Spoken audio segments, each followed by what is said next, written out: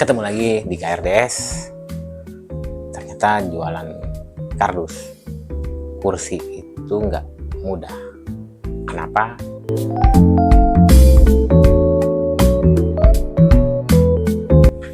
Jadi gini, awal mulanya kursi kardus itu sebenarnya bisa dibilang mungkin saya terlalu overconfident ya. Jadi saya ngerasa ini pertama di Indonesia dan ini inovasi di dunia packaging. Dengan beberapa analisa saya ngerasa ini karena belum ada yang model dari kardus jadiin kursi. Saya bilang, wah ini sepertinya pasar bakal nerima. Jadi awal mulai itulah.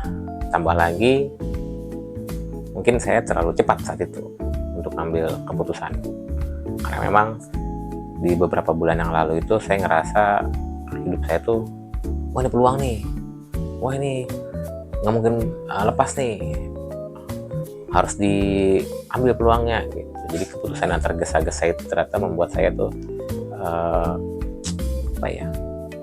gegabah lah.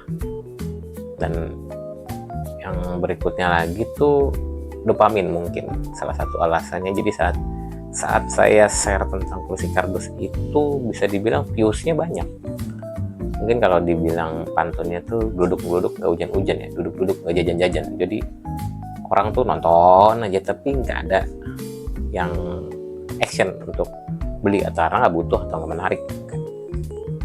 Itu awal mulanya. Kemudian dari itu saya coba analisa singkat.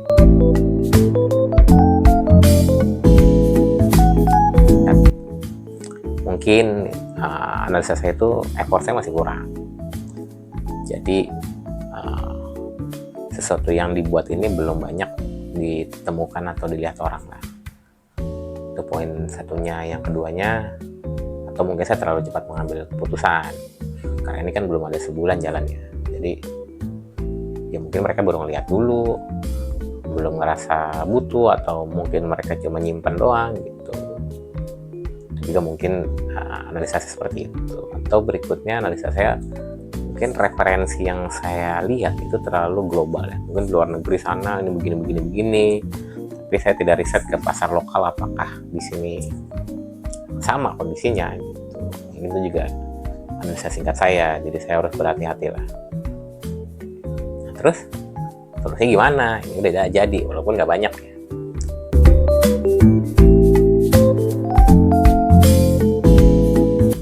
Akhirnya yang saya lakukan, saya mulai ikut arus.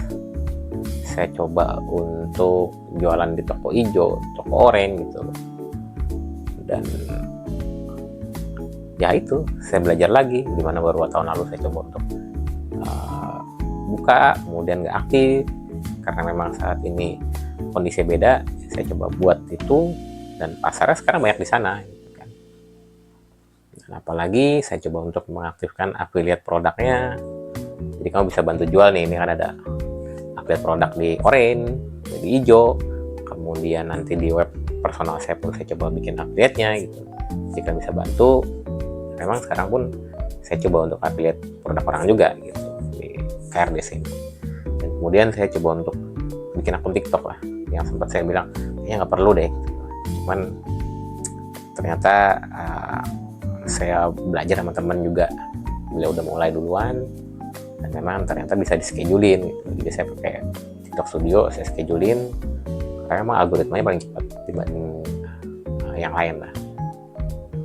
Nah, jadi di situ yang menurut saya paling penting malah di kondisi sekarang itu yang perlu saya lakukan adalah building brand dan trust kepada masyarakat dulu. Jadi ini kan salah satu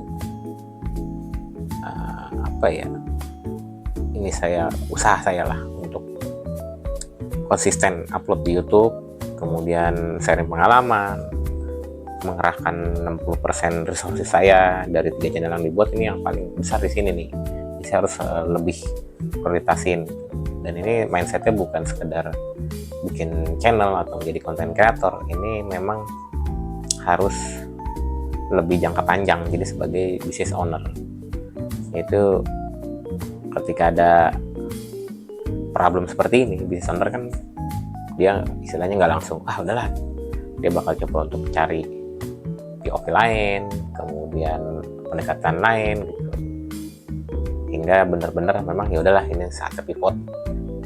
Ya itu sih. Jadi kalau misalnya emang kamu pengen tahu perjalanan saya ngebangun usaha kardus ini dari mulai nol bahkan minus, silakan subscribe channel ini. Nanti saya akan banyak berbagi gimana kendalanya mengelola usaha kardus ini biar kita sama-sama belajar. Terima kasih.